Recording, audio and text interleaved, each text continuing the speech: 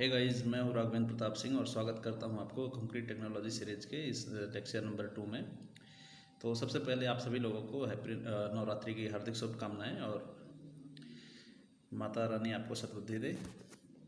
तो गाइस, हम शुरू करने जा रहे हैं कंक्रीट टेक्नोलॉजी का दूसरा लेक्चर, जिसमें कि हमने आपको इंट्रोडक्शन आपको बताया था कि हमें कैसे पूरे सिलेबस को कवर करना है। ठीक है, पूरे सिलेबस को हम कैसे कवर करेंगे और कितने चैप्टर्स में हमारा पूरा सिलेबस डिवाइड किया गया है। तो हम इस चैप्टर में उसी पैटर्न को फॉलो करेंगे। उस पैटर्न के अकॉर्डिंग हमारा जो पहला चैप्टर है वो होता है इंट्रोडक्शन। ठीक है, तो इंट्रोडक्शन चैप्टर में हम देखेंगे कि डिफिनीशन ऑफ कंक्रीट, कंक्रीट होता क्या है। ठीक है ना, कंक्रीट किस चीज़ से बनता है, क्या जिसमें सीमेंट बाइंडिंग मटेरियल के रूप में पड़ा होता है वही कंक्रीट होता है या कंक्रीट किसी और भी चीज़ से बन सकता है। ठीक है ना, कब से बनता चला आ रहा है।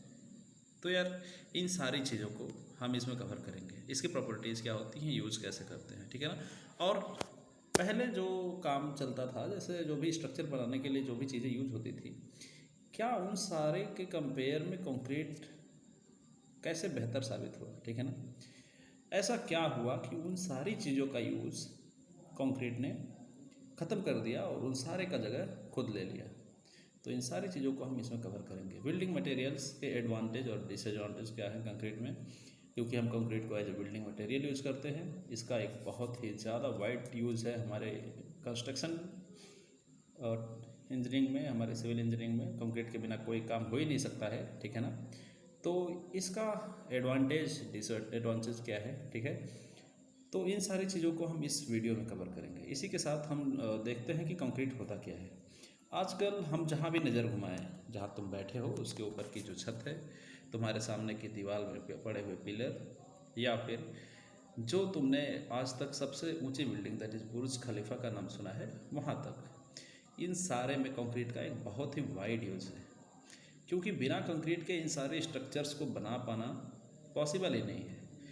इस टाइम हम कंक्रीट कैसे बनाते हैं ये सारे लोग बहुत ही अच्छे तरीके से जानते हो। हम सबके घर में जैसा कंस्ट्रक्शन हुआ है उसमें कंक्रीट का यूज़ किया जाता है।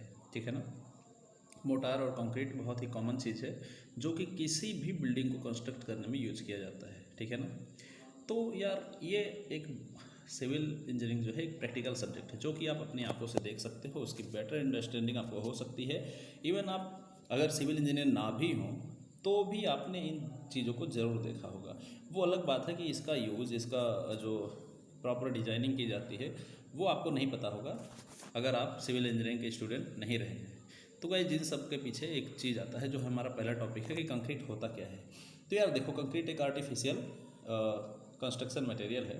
ठीक है ना, जिसका हम यूज़ करते हैं आज के नाउ एडेज। क्या करते हैं, हम सीमेंट को एक बाइंडिंग मटेरियल के रूप में यूज़ करते हैं।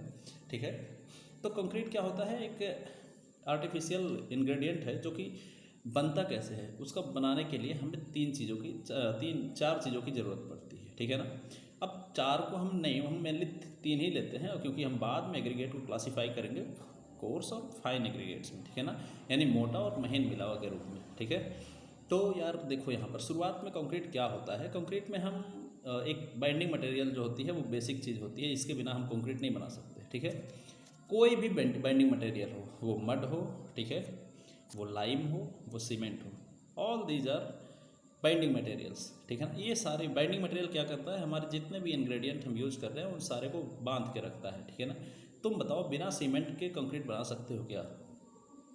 सोचो, दिमाग में सोचो। 1 मिनट के लिए वीडियो पॉज करो और दिमाग पे अपने जोर डालो और सोचो, क्या बिना किसी बाइंडिंग मटेरियल के कंक्रीट बना पाना पॉसिबल है?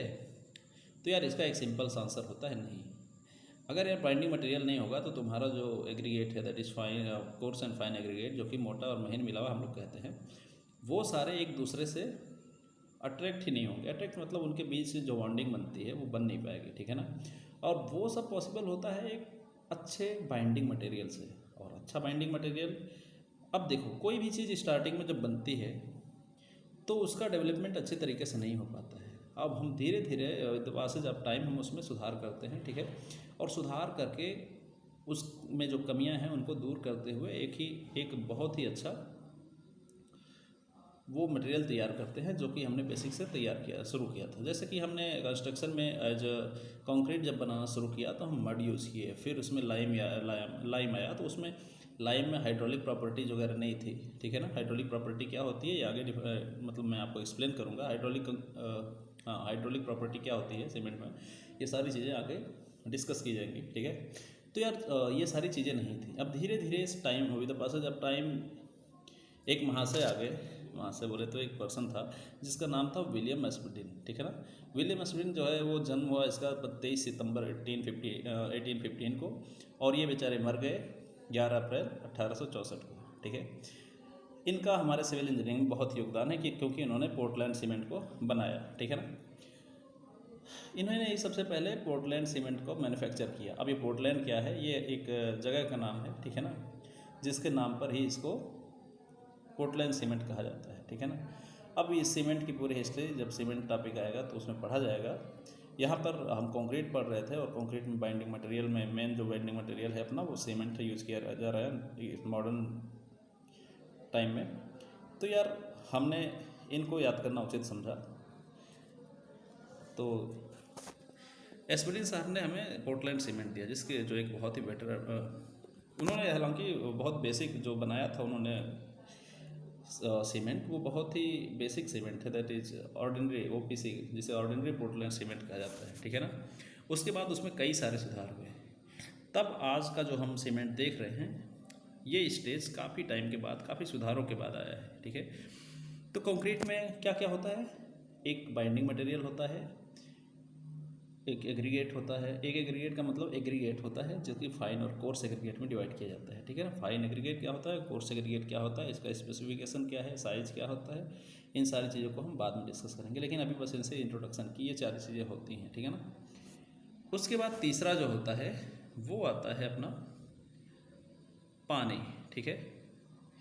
क्योंकि यार अब मान लो कि हमने सीमेंट लिया, कोर्स एग्रीगेट और फाइन एग्रीगेट ले लिया, ठीक है ना, या कोई बाइंडिंग मटेरियल लिया, कोर्स एग्रीगेट और फाइन एग्रीगेट ले लिया, उन तीनों को मिला दिया, ठीक है ना।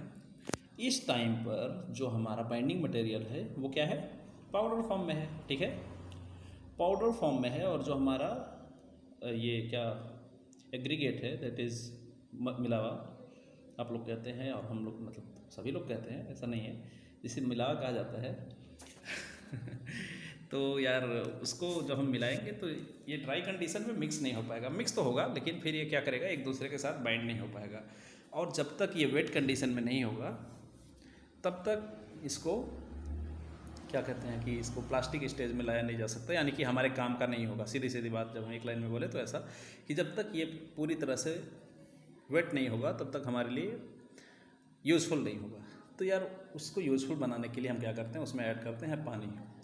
अब बाइंडिंग मटेरियल के साथ पानी कितना यूज़ करोगे, ऐसा तो है नहीं कि तुमने जो भी बाइंडिंग मटेरियल लिया और उसके बाद 1 ड्रम पानी लाया और उसमें मिला दिया सारा, तो यार वो पेस्ट बनने की जगह बन जाएगा कुछ और ही, ठीक है ना। जो तो मुझे नहीं याद आ रहा है क्या बन जाएगा, लेकिन अगर तुम्हें याद आए तो तुम सोच लो, ठीक है। उसके बाद यार आता है क्या कि प्रॉपर्टीज़ क्या होती हैं कंक्रीट की। तो प्रॉपर्टीज़ ये होती हैं, 1-2 टॉपिक में यहाँ पर कवर करता हूँ, बाकी अभी देखा जाएगा। प्रॉपर्टीज़ अगर तुरंत देखा जाए तो ये प्लास्टिक होता है, कब, जब इसको मिक्स किया जाता है। सबसे बड़ी प्रॉपर्टी यही होती है कि ये प्लास्टिक होता है at the time of mixing. उसके बाद हमने इसको प्लेस किया, और हर सीमेंट में एक इनिशियल सेटिंग टाइम और फाइनल सेटिंग टाइम होता है। तो इनिशियल सेटिंग टाइम तक ये क्या रहता है, प्लास्टिक कंडीशन में रहता है, यानी कि हम इसको जिस भी शेप में डालेंगे उसमें वो उस टाइप का शेप आसानी से बिना किसी तरह का रेजिस्टेंस किए ले लेगा। और उसके फाइनल सेटिंग टाइम पूरे होने के बाद वो एक सख्त यानी कि स्ट्रॉन्ग स्टोन की तरह बिहेव करेगा, ठीक है ना। अब हम कंक्रीट क्या होता है और इसका एडवांटेज डिसएडवांटेज, सारे तरह की चीज़ें हम इसमें कवर करने जा रहे हैं। तो आते हैं, हम आपका डिफिनेशन लिखवा देते हैं कि कंक्रीट होता क्या है, ठीक है ना। कंक्रीट टेक्नोलॉजी क्या होती है, कितने तरह के कंक्रीट होते हैं, इन सारी चीज़ों को हम चैप्टर 1 आज देख लेते हैं, ठीक है भाई। तो यार हमने बताया आपको कि कंक्रीट जो होता है वो क्या होता है, आर्टिफिशियल कंस्ट्रक्शन मटेरियल होता है, जो कि क्या करता है, बंधक पदार्थ में कुछ निष्क्रिय पदार्थ, दैट इज निष्क्रिय पदार्थ क्या है भाई, मैट्रिक्स क्या होता है, मैट्रिक्स है एग्रीगेट। एग्रीगेट में ये जो पर्टिकुलर टर्म आया है तुम्हारा निष्क्रिय पदार्थ। निष्क्रिय पदार्थ होना क्यों ज़रूरी है? क्योंकि जो हमारा सीमेंट होता है, ठीक है ना, हम इस समय जो मेनली हम ये जो डिस्कशन कर रहे हैं इसमें बाइंडिंग मटेरियल के रूप में क्या ले रहे हैं? सीमेंट ले रहे हैं, ठीक है ना। और सीमेंट में सारी चीज़ें क्या होती हैं? वो केमिकल रिएक्शन के थ्रू होती हैं। तो यार हम इसमें लाइम और मड को कंसिडर नहीं कर रहे हैं, ठीक है, लेकिन उनके बारे में पढ़ेंगे ज़रूर, ठीक है। जब हम टाइप ऑफ कंक्रीट पढ़ेंगे तो उसके बारे में पढ़ेंगे ज़रूर। तो यार यहाँ पर निष्क्रिय पदार्थ का होना क्यों ज़रूरी है? निष्क्रिय पदार्थ होकर वो क्या हो जाएगा, ठीक है। निष्क्रिय पदार्थ होना इसलिए ज़रूरी है क्योंकि अगर जो हमारा एग्रीगेट है वो निष्क्रिय नहीं होगा, यानी कि वो केमिकली डीएक्टिवेट या इनएक्टिव नहीं होगा, तो वो क्या करेगा? वो सीमेंट के साथ केमिकल रिएक्शन परफॉर्म करेगा। और जब वो केमिकल रिएक्शन परफॉर्म करेगा तो जो हम चाहते हैं, जिस तरह का केमिकल रिएक्शन हम चाहते हैं और जिससे कि हमारा कंक्रीट ठीक तरीके से बने, स्ट्रॉन्ग हो, उसकी स्ट्रेंथ आए, उसकी ड्यूरेबिलिटी अच्छी आए, उसके और भी मटेरियल उसके और भी जो भी प्रॉपर्टीज़ हैं वो सारे हमारे अकॉर्डिंग आए, तो वो नहीं आ पाएगा, ठीक है ना। तो उसमें हम जो भी एक चीज़ याद रखना कि जो भी हम याद लेंगे एग्रीगेट यानी कि मिलावा, वो केमिकली इनएक्टिव होना चाहिए, ठीक है। उसको मिलाकर बनाया जाता है तो क्या होता है? कंक्रीट एक कृत्रिम निर्माण सामग्री है जो कि बंधक पदार्थ यानी कि बाइंडिंग मटेरियल में कुछ मैट्रिक्स यानी कि निष्क्रिय पदार्थ को पानी के साथ मिलाकर बनाया जाता है। अब देखो ये सारी चीज़ें जब बन गई तो क्या होती हैं? ये प्लास्टिक कंडीशन में होती हैं, ठीक है ना। अब यार तुमने देखा होगा कि जब तुम किसी ने अभी किसी के घर में जब छत बन रही होगी यानी स्लैब डाला गया होगा, जो कि अगर ये कंक्रीट का बना हो, तो उस टाइम पर हमें शटरिंग करनी होती है, ठीक है ना। क्योंकि यार ये ऐसा प्लास्टिक कंडीशन में होता है कि अगर हम इसको रखेंगे तो ये इधर उधर फैल जाती है, और जब फैल जाएगी तो क्या शेप आएगा तो वो तुम समझ सकते हो, ठीक है ना। तो यार उसको फैलने से बचाने के लिए कि वो एक प्रॉपर शेप में रहे, तो उसको उससे बचाने के लिए हम क्या करते हैं? शटरिंग करते हैं, जिसे फर्माबंदी कहा जाता है। और शटरिंग हम अपने अकॉर्डिंग करते हैं कि जैसा हमको शेप चाहिए। आजकल आपने देखा होगा कि घरों में बहुत ही अच्छा डिज़ाइन किया जाता है, ठीक है ना। उसके लिए शटरिंग भी स्पेशल होती है, उसी तरह की जिस तरह की हम शटरिंग करेंगे उसी तरह का फाइनल स्ट्रक्चर हमारे सामने होगा, ठीक है। तो सेट हो जाने के बाद ये क्या हो जाती है? स्ट्रांग हो जाती है। और इवन ये कभी कभी क्या ये होती ही है, कभी ये तो स्टोन से भी ज़्यादा स्ट्रांग हो जाती है, ठीक है ना। अब देखो यार फाइनल तुम इसका डिफिनेशन लिख लेना कि ये जो कंक्रीट है ये एक कृत्रिम निर्माण सामग्री है जो कि कुछ निष्क्रिय पदार्थ क्या हो सकते हैं वो हमने आपको बता दिया, ठीक है ना। निष्क्रिय पदार्थ का मतलब ये हुआ भाई, निष्क्रिय पदार्थ का मतलब हो गया, यहाँ पर हम देखते हैं एग्रीगेट, जिसे कि आप लोग मिलावा कहते हैं, ठीक है। और ये निष्क्रिय क्यों होना चाहिए इसको भी हमने एक्सप्लेन कर दिया, ठीक है ना। तो इसे एग्रीगेट कहते हैं इंग्लिश में, ये आप लोग लिख दिया AGGRIGATE, एग्रीगेट, ठीक है। अब यार देखो क्या होता है कि ये अभी हमने पढ़ लिया कि ये होता क्या है, ठीक है ना। कंक्रीट क्या होता है, कैसे बनाया जाता है, इसका यूज क्या होता है, ठीक है ना। अब ज़रूरत ये पड़ी कि यार ये कंक्रीट बनाने की ज़रूरत क्यों पड़ी? पहले तो पत्थर के बड़े बड़े स्ट्रक्चर हमारे जो पूर्वज थे, जो भारत की महान संस्कृति है, इसमें आप लोग देखेंगे कि ऐसे बड़े बड़े स्ट्रक्चर बने हुए हैं जो कि सैकड़ों साल हज़ारों साल पुराना है, ठीक है ना। उस टाइम पर तो साइंस इतनी उन्नत नहीं थी, ठीक है ना। अच्छा ठीक है, आप लोग मिस्र के पिरामिड देख लीजिए कितनी बड़ी, और भी कई सारी इंडिया में तो पूरी इसका एक लंबा सीरीज है, आपको जो देखने को मिलेगा कि पुरानी जो स्ट्रक्चर्स हैं उनके बारे में जब आप पढ़ेंगे तो पता चलेगा कि यार ये कंक्रीट इतनी मॉडर्न टेक्नोलॉजी ना होते हुए भी उन्होंने इतना स्ट्रॉन्ग स्ट्रक्चर बनाया, ठीक है। किला वगैरह देखिए जो पहले राजा लोग बनाते थे, ठीक है ना, एनिमी का अटैक होने से अपने आप को बचाने और अपने लोगों की रक्षा करने के लिए। तो यार ऐसा क्या हुआ कि उन सारी चीज़ों को छोड़कर हम इस सीमेंट पे टपक पड़े, ठीक है। ऐसा क्या हुआ, ऐसा इसमें क्या खास बात था, ठीक है। इन सारी चीज़ों को हम डिस्कस करते हैं, लेकिन हमने जैसा कि आपको बताया यार कि कंक्रीट बनता कैसे है, तो कंक्रीट का एक फ्लो डायग्राम हम लोग देख लेते हैं कि हम किस चीज़ को कंक्रीट कहेंगे, ठीक है। तो कंक्रीट होने के लिए हमने आपको क्या क्या बताया है, चलिए एक बार रिवीजन करते हैं, रिवाइज करिए हमने आपको क्या बताया। तो कंक्रीट होने के लिए, और ये जो नालायक है जो मोबाइल में व्हाट्सएप खोल के बैठा हुआ है या सो रहा है, वो भी रिमेंबर करें, ठीक है। तो यार मैंने बताया कि कंक्रीट होने के लिए ज़रूरी क्या है, बेसिक चीज़ क्या है, वो है एक सीमेंटिंग मटेरियल, दैट इज में भी सीमेंट में भी लाइम या फिर कुछ और, ठीक है। कुछ और क्या मतलब, कुछ भी नहीं, ठीक है। दैट इज मड, मड हो सकता है, लाइम हो सकता है, या क्या हो सकता है, सीमेंट हो सकता है, ठीक है। उसके बाद और क्या होना चाहिए, होना चाहिए एग्रीगेट, ठीक है। एग्रीगेट होना चाहिए, और एग्रीगेट के बाद क्या होना चाहिए, एग्रीगेट के बाद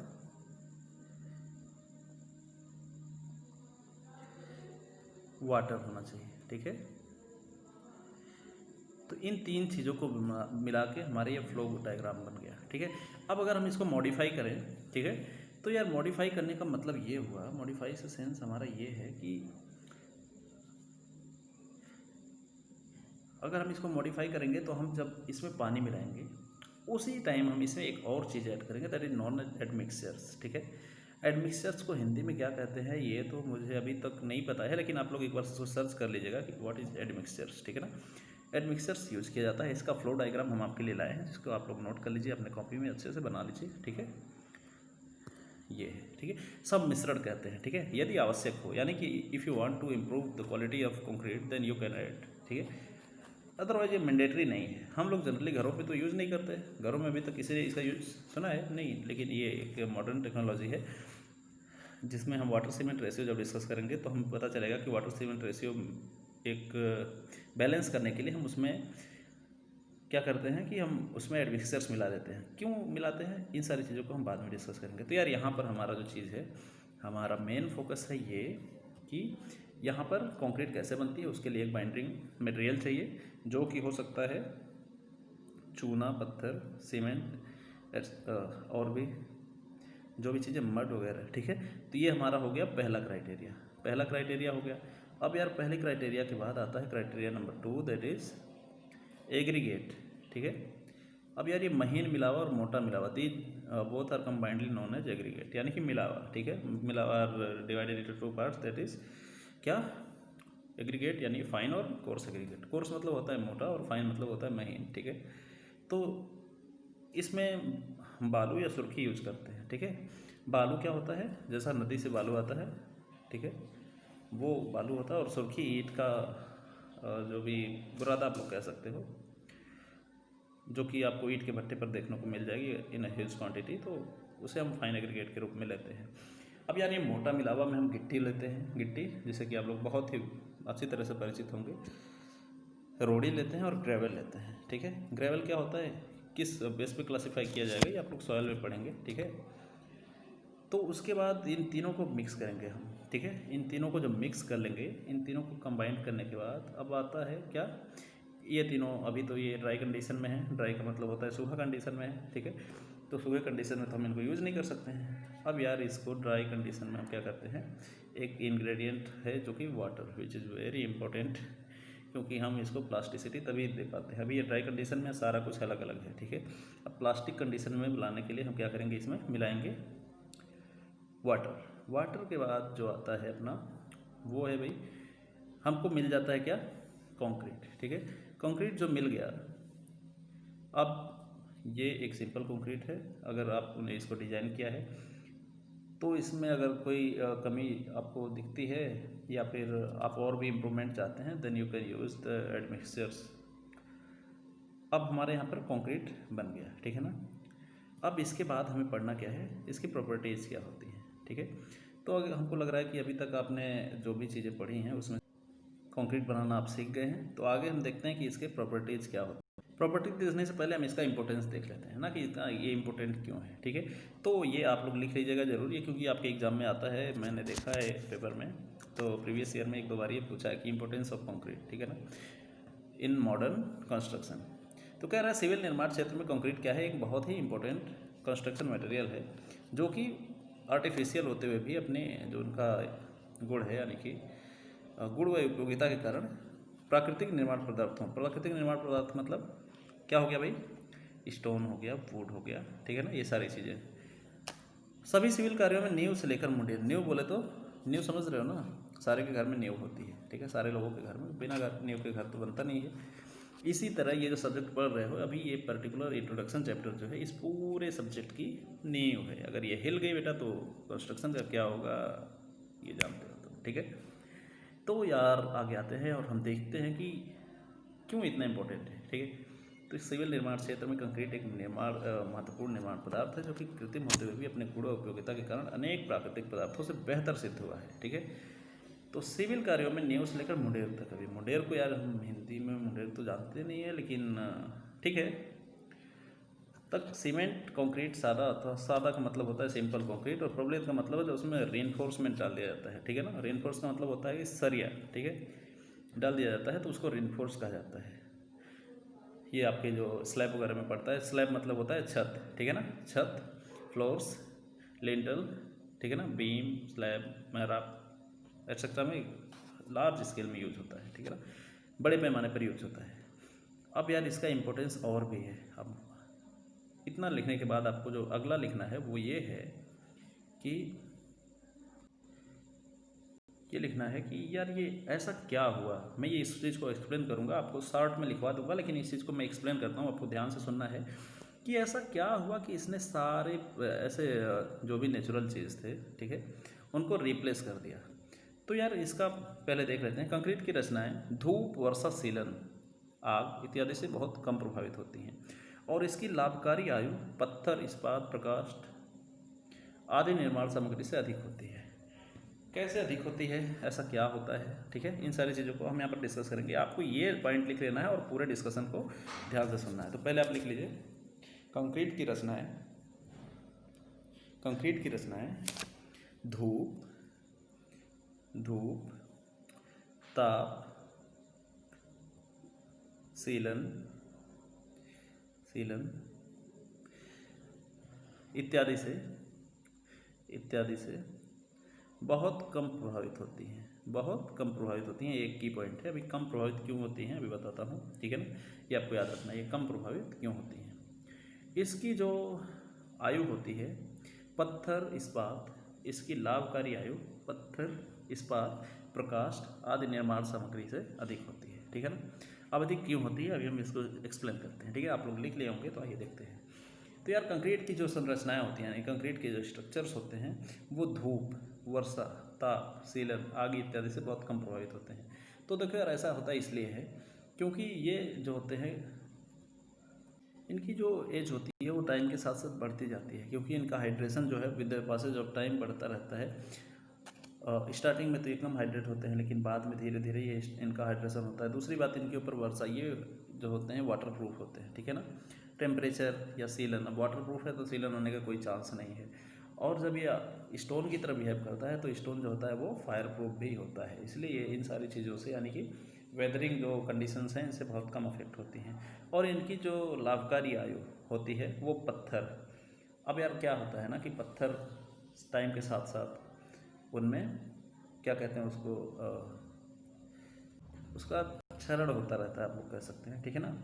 और इस्पात के केस में उसमें जो होता है कि उसमें जंग लग जाता है, जंग लगता है क्योंकि ये जो इन्वायरमेंट में प्रेजेंट ऑक्सीजन होती है उसके साथ क्रिया करता है, यानी कि केमिकल रिएक्शन करता है।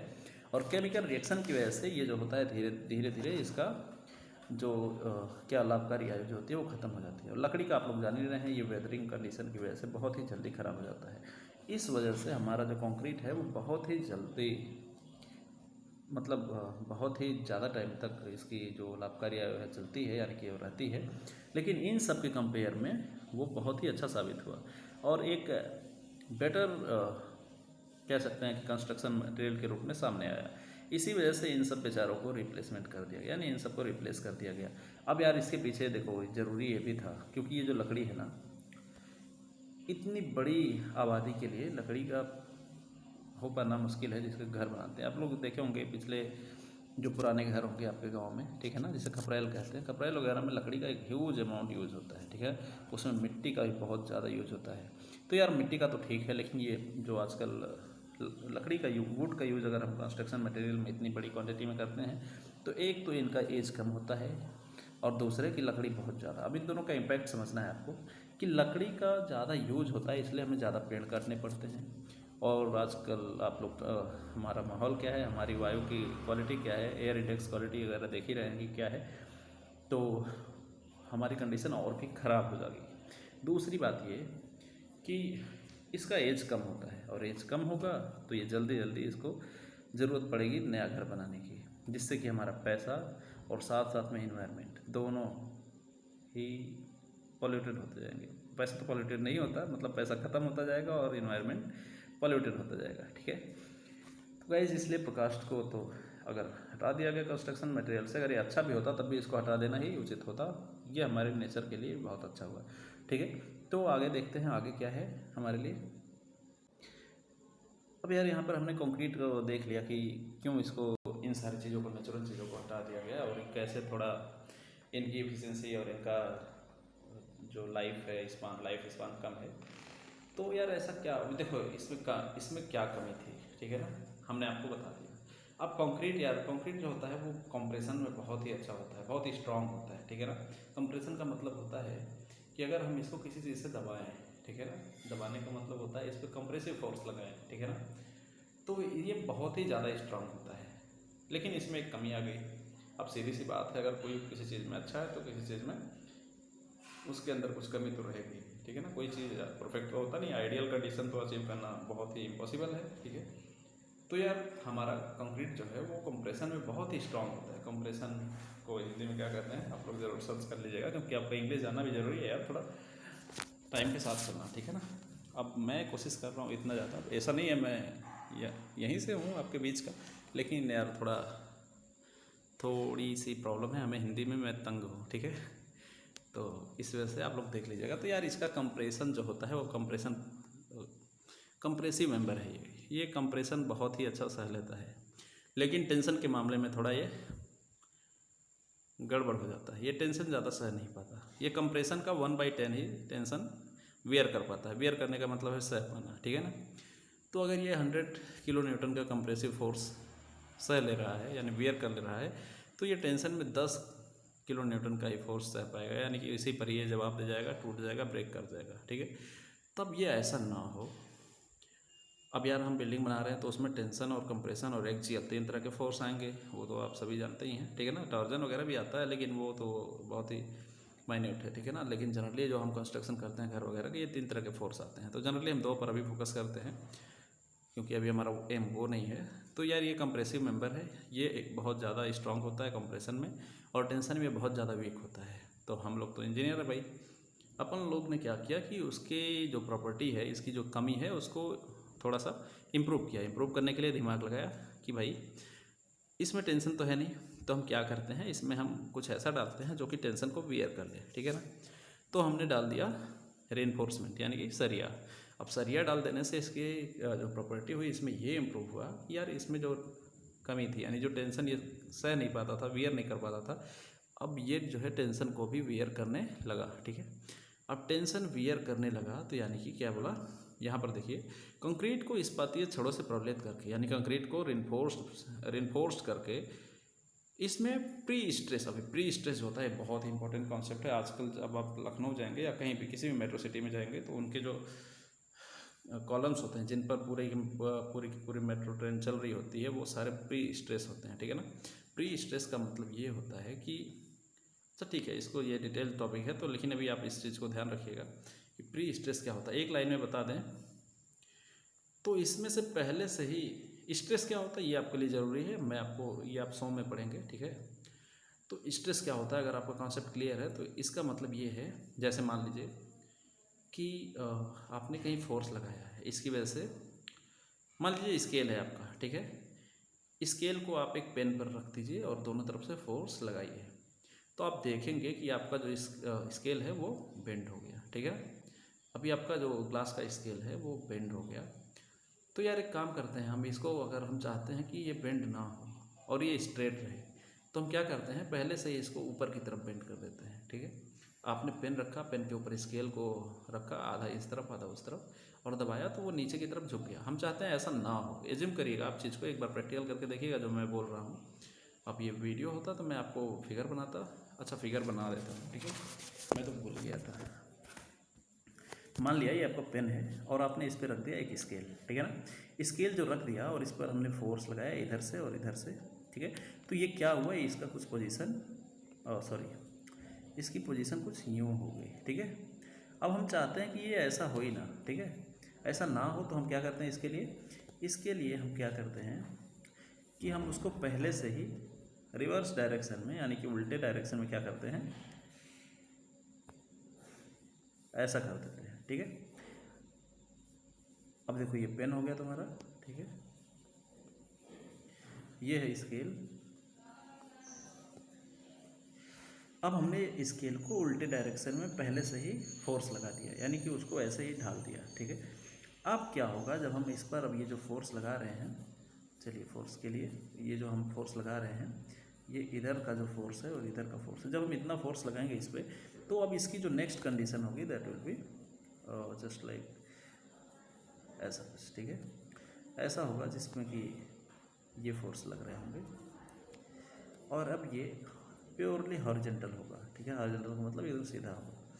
इसका मतलब ये हुआ कि हमने इसमें से प्री स्ट्रेस कर दिया, यानी कि पहले से ही उसको उस चीज़ के लिए तैयार कर दिया है जो उसको बाद में होना है, यानी कि जो फोर्स वो बाद में बियर करेगा उसको हमने पहले से ही उतना फोर्स सहन करने के लिए तैयार कर दिया। वही प्री स्ट्रेस होता है। ठीक है ना, प्री स्ट्रेस को अभी बहुत डिटेल में पढ़ना है, मैं तो बस जैसे ऐसे ही आपको ओवरव्यू दिया हूँ कि क्या होता है। ठीक है, तो प्री स्ट्रेसिंग आप लोग समझ गए होंगे। तो आगे हम देखते हैं कि प्री स्ट्रेसिंग क्या होती है। इस पर हमें फोकस करने की ज़रूरत नहीं है, हमें ये ज़रूरत है कि हमने टेंसाइल फोर्सेस को, टेंसाइल जो फोर्स को बियर करने के लिए कंक्रीट को इम्प्रूव किया। और कैसे इम्प्रूव किया वो आपने जाना कि इसमें हमने रेनफोर्स इंस्टॉल कर दिया। ठीक है ना, तो यार इम्पोर्टेंस में ये भी टॉपिक लिखना है आपको कि इम्पोर्टेंस ऑफ कंक्रीट। अब इसके बाद जो आता है वो है अपना कंक्रीट टेक्नोलॉजी। ये टेक्नोलॉजी, कंक्रीट टेक्नोलॉजी क्या होती है? टेक्नोलॉजी के बारे में तो अभी तक हम लोग जानते थे, मोबाइल फ़ोन, कंप्यूटर्स वगैरह ये सारे टेक्नोलॉजी हैं। तो नहीं भैया, ये जो सिविल इंजीनियर ये बेवकूफ़ थोड़ी हैं, इन्होंने भी टेक्नोलॉजी का यूज़ किया है। अब ये टेक्नोलॉजी क्या होती है? ये अलग तरह की टेक्नोलॉजी है, वो इलेक्ट्रॉनिक टेक्नोलॉजी है, ये सिविल की टेक्नोलॉजी है। ठीक है ना, अब लोग हल्के में लेते हैं तो फिर उनका क्या किया जा सकता है, लेकिन ये जो टेक्नोलॉजी है ये तो सबसे इम्पोर्टेंट है, क्योंकि जिस बिल्डिंग में वो बैठे हैं अगर वही कमज़ोर होगा तो फिर तो सारी टेक्नोलॉजी इधर ही रह जाएगी। ठीक है, तो यार कंक्रीट टेक्नोलॉजी होता क्या है? हमने कंक्रीट के बारे में एक साइंटिफिक एनालिसिस करना। ठीक है, उसका प्रोडक्शन कैसे होना है, उसका यूज़ कैसे करना है, उसका मेंटेनेंस कैसे करना है, इन सारी चीज़ों के बारे में एक जो साइंटिफिक रिसर्च या साइंटिफिक स्टडी या साइंटिफिक तरह से सोचना या उसकी जानकारी रखना ही कंक्रीट टेक्नोलॉजी कहलाता है। ठीक है ना, यानी कि निर्माण पदार्थ के रूप में कंक्रीट की वैज्ञानिक ढंग पर जानकारी, उसका वैज्ञानिक ढंग पर उत्पादन, वैज्ञानिक ढंग पर उपयोग और अनुरक्षण यानी कि मेंटेनेंस कैसे करना है, उसको कंक्रीट टेक्नोलॉजी कहा जाता है। कंक्रीट के महत्व तथा इसके निर्माण क्षेत्र के बड़े पैमाने पर उपयोग को देखते हुए कंक्रीट विज्ञान को अब तक एक अलग इंजीनियरिंग विषय मान लिया गया है। ठीक है ना, तो ये जो तुम पढ़ रहे हो ये क्यों हुआ, कंक्रीट टेक्नोलॉजी जो सब्जेक्ट पढ़ रहे हो, क्योंकि यार बहुत ही वाइड यूज है कंक्रीट का। ठीक है, जैसे कि आप लोग देख रहे हो जहाँ भी आपकी नज़र जाएगी। ठीक है, अब तो इवन रोड में भी, अब रोड दो तरह के होते हैं, एक होता है मेटेलिक और एक नॉन मेटेलिक, या आप कह सकते हैं फ्लेक्सिबल और रिजिड। फ्लेक्सिबल रोड में तो हम जनरली वो बिटुमिन वगैरह यूज़ करते हैं, लेकिन जो रिजिड होता है वो कंक्रीट होता है। ठीक है ना, कंक्रीट आप लोग रोड देखे होंगे जो कि हाईवे वगैरह में बनता है, या फिर आपके गांव में जो सीसी रोड बनते हैं। ठीक है, वो सारे कंक्रीट से बने होते हैं। तो इस वजह से यार ये इतना ज़्यादा, इतना वाइड यूज होने की वजह से हम इसको कंक्रीट टेक्नोलॉजी एक अलग ही सब्जेक्ट बना दिए, जिसको आज आप लोग पढ़ रहे हैं। तो यार कंक्रीट टेक्नोलॉजी क्या होती है, इसके बारे में जो इसका डेफिनेशन है इसको आपको अपने नोट्स में लिख लेना है। और लिखने के साथ साथ हम सोचते हैं कि आप जो भी लेक्चर अटेंड करिए, जैसे हमने अभी आपको लेक्चर नंबर 2 जब हम आएंगे पढ़ाने, तो यार लेक्चर नंबर 2 से पहले आप लोग लेक्चर नंबर 1 का रिवीजन करके आना। ठीक है ना, ये जो मैं नोट्स दे रहा हूँ ये नोट्स बहुत ही टू द पॉइंट है आपका। अब मैं जो बोल रहा हूँ उसको भी आप उसमें से कुछ चीज़ें अपने नोट्स में मेंशन कर सकते हैं, that will be very helpful for you. ठीक है, मुझे लग रहा है कि आज आपको हिंदी इंग्लिश में कोई परेशानी नहीं हो रही होगी। ठीक है, क्योंकि यार मैं कोशिश कर रहा हूँ कि आपको ऐसी कोई प्रॉब्लम ना हो। अगर हो रही है तो आपको ग्रुप बनाया गया है फेसबुक फेसबुक पर तो मेरा पेज है जिसका लिंक मैं आपको दे दूँगा, आप लोग वहाँ से उस पेज को फॉलो कर सकते हैं। स्पेशली आप ही लोग के लिए बनाया गया है ताकि आपको जो भी प्रॉब्लम हो वहाँ पर सॉल्व किया जाए। और उसके साथ साथ टेलीग्राम पर आपको हमसे जोड़ा गया है, उसमें हम भी हैं और आप सभी लोग भी हैं। साथ ही साथ व्हाट्सएप पर भी एक ग्रुप बनाया गया है। तो उन सारे ग्रुप्स में आपको जो भी प्रॉब्लम हो आप लोग शेयर करिए, और आपके जो वीडियोज़ पर कमेंट आते हैं हम उन पर भी प्रॉपर ध्यान देते हैं। तो जो भी अगली बार अगले वीडियो में आपको प्रॉब्लम हो, आपको कॉन्सेप्ट मिस हो रहे हो, आपको कोई चीज़ नहीं क्लियर हो रहा हो, उन सारी चीज़ों को आप ठीक से लिख कर हमें भेजिए और हम आपके प्रॉब्लम का सलूशन अगले वीडियो में लेकर आएंगे, ठीक है। तो गाइस, आज हम डिस्कस कर रहे थे इंट्रोडक्शन पार्ट सिविल इंजीनियरिंग का, जिसमें कंक्रीट पे हम डिस्कस कर रहे हैं कंक्रीट क्या होता है, इसके यूज़ क्या आते हैं, मेरिट और डिमेरिट क्या होती हैं, ठीक है। तो अब हमने जान लिया कि कंक्रीट क्या होता है, उसके बाद हम जान लिया कंक्रीट टेक्नोलॉजी क्या होती है, यानी कि कंक्रीट के बारे में अध्ययन करना ही कंक्रीट टेक्नोलॉजी करती है। अब अध्ययन किस चीज़ का करेंगे कंक्रीट के बारे में, उसका उत्पादन कैसे करते हैं, उसका यूज कैसे करते हैं और उसका मेंटेनेंस कैसे करते हैं, अनुरक्षण कैसे करते हैं। तो study of this things are known as concrete technology, ठीक है। अब ये साइंटिफिक एस्पेक्ट से देखा जाए तो उसे कंक्रीट टेक्नोलॉजी कहा जाता है, ठीक है। तो हमने डिस्कस कर लिया था कि कंक्रीट कैसे बनता है, ठीक है। कंक्रीट बनाने के लिए क्या क्या चाहिए, नालायकों याद करो, हमने क्या बताया था आपको 3 चीज़ चाहिए कम से कम। वो 3 चीज़ क्या क्या है भाई, वो है सीमेंटिंग मटेरियल यानी कि बाइंडिंग मटेरियल, दूसरा हो गया एग्रीगेट, और क्या चाहिए, पानी चाहिए, ठीक है। अब हम देखते हैं कि टाइप्स ऑफ कंक्रीट, कितने तरह के होते हैं कंक्रीट यार देखो, बेसिकली यहाँ पर 3 तरह का मेंशन किया है। वैसे स्पेशल टाइप के भी कंक्रीट होते हैं जो कि आपके सिलेबस में है and I will discuss later, ठीक है। तो कंक्रीट को इसके बंधक पदार्थ जो भी उसमें बाइंडिंग मटेरियल डाला जाता है उसी टाइप का कंक्रीट बन जाता है, ठीक है। If we are using mud as a binding material then we called it mud concrete या गारा कंक्रीट जिसे आप लोग कहते हैं, जैसे गाँव में गारा यूज़ किया जाता है ना, वही। If you are using lime as a binding material then it will be lime concrete, and if we use cement as a binding material then हम जो देख रहे हैं वो कंक्रीट बन जाएगा, यानी कि सीमेंट कंक्रीट, ठीक है। अब ये चूना कंक्रीट, गारा कंक्रीट और सीमेंट कंक्रीट क्या होता है, यानी मड लाइम और सीमेंट कंक्रीट क्या होता है, इसके बारे में हम एक एक करके डिटेल्स जानेंगे, जिसका संगठक क्या होता है, जिसमें रेशियो क्या होता है, इंग्रेडिएंट्स के, उनका यूज क्या होता है, इन सारी चीज़ों को पढ़ेंगे। तो गाइस आप एक हेडिंग बनाइएगा और उसमें लिखिएगा मड कंक्रीट या गारा कंक्रीट, ये क्या होता है। अब यहाँ से हम आपको बोलेंगे और आप लोग नोट करेंगे। तो आपका यहाँ से पहला जो टॉपिक है वो है मड कंक्रीट, ठीक है। मड कंक्रीट है, उसके अंदर लिखेंगे आप, उसके अंदर लिखेंगे संघटक आप उसके अंदर लिखिएगा। उसका जो पहला सब हेडिंग है यानी ए करके लिखिएगा, संघटक यानी कि कंपोजिशन,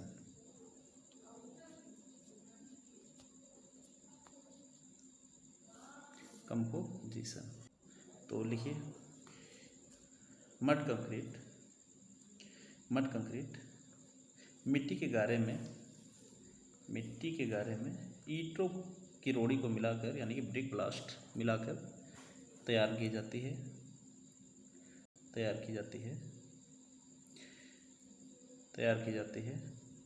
इस कंक्रीट में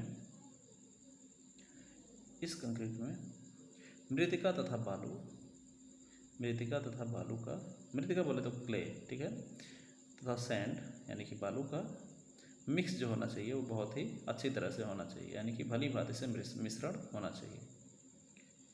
तो अगर आप लोग इंग्लिश में लिखना चाहें तो आप लोग लिखिए mud concrete is prepared by mixing brick blast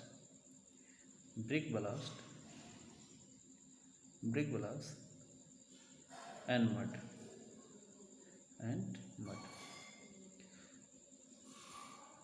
ठीक है। तो ये हो गया मड कंक्रीट, ठीक है। अब यार इसमें तो कुछ चीज़ें हैं जो आपको या तो आप चाहें तो नोट कर लिया या फिर आप वैसे ही सुन लीजिए। यार इसमें भी कोई भी ऐसा ऑर्गेनिक मटेरियल नहीं होना चाहिए जो बाद में सड़ जाए। ऑर्गेनिक मटेरियल यानी कि घास फूस, कोई भी हरा चीज़ या फिर कोई चीज़ ऐसा जिसको कि डिकम्पोज किया जा सके, ठीक है ना। ऑर्गेनिक मैटर नहीं होना चाहिए, यानी कि जैसे घास फूस, जड़ या कंकर, कोई भी ऐसा चीज़ जो कि बाद में हमारे इस कंक्रीट को हार्म पहुँचाए, ठीक है। और साथ ही साथ इसमें साल्ट वगैरह नहीं होना चाहिए। साल्ट मतलब होता है लवण, जिसको हम लोग हिंदी में कहते हैं, ठीक है। और यूज़ करने से पहले इसमें जो हम मड यूज़ कर रहे हैं वो मिट्टी का बना होगा पानी मिला के, ठीक है ना। तो उसमें जो होते हैं सारे उसके जो लम्स होते हैं, यानी कि लम्स मतलब उसका जो ढेला होता है मिट्टी का, उसको अच्छी तरह से फोड़ लेना चाहिए, ठीक है। ठीक है। जनरली जो क्ले होती है, क्ले मतलब बोले तो चिकनी मिट्टी से हम कहते हैं क्ले, जो कि या फिर जो ईंट बनाने के लिए मिट्टी यूज होती है वो बहुत ही अच्छा होता है। क्ले हम नहीं कहा, ठीक है, क्ले और साथ ही साथ जो ईंट बनाने के लिए जो मिट्टी होती है that is very good to construct mud concrete, ठीक है। अब इसमें जो हम लोग यूज़ कर रहे हैं ब्रिक ब्लास्ट, उसका जो माप अगर हम देखें, यानी कि उसका साइज़ जो होती है वो 40 मिलीमीटर तक होनी चाहिए, ठीक है ना। अब ये जो है हम मड जो ब्रिक ब्लास्ट यूज़ कर रहे हैं वो कैसे ब्रिक से बना होना चाहिए, वो ऐसा ब्रिक से बना चाहिए जो फर्स्ट या सेकंड क्लास की ब्रिक हो। नहीं तो यार ये क्या होगा ना, धीरे धीरे इसका क्षरण होता जाएगा, ठीक है।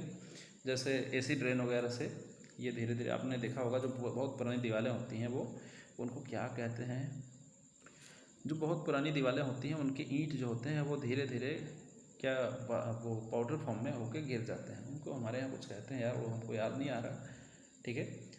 तो उसको हम एक तरह से क्षरण ही कह सकते हैं, जो कि वेदरिंग एक्शन की वजह से होता है। तो ऐसा कोई कंक्रीट, ऐसा कोई ईंट से इसको नहीं बनाना चाहिए जिससे कि इसका वेदरिंग हो जाए, ठीक है। तो यहाँ पर हम अगली जो हेडिंग शुरू करेंगे वो हमारा होगा इसका रेशियो क्या होगा और इसका यूज़ क्या होगा। तो हम उसको अगले वीडियो में कवर करेंगे और उम्मीद करते हैं कि आप अगली बार आएंगे तो ये सारी चीज़ें पढ़ के आएंगे। तो ठीक है guys, thank you so much.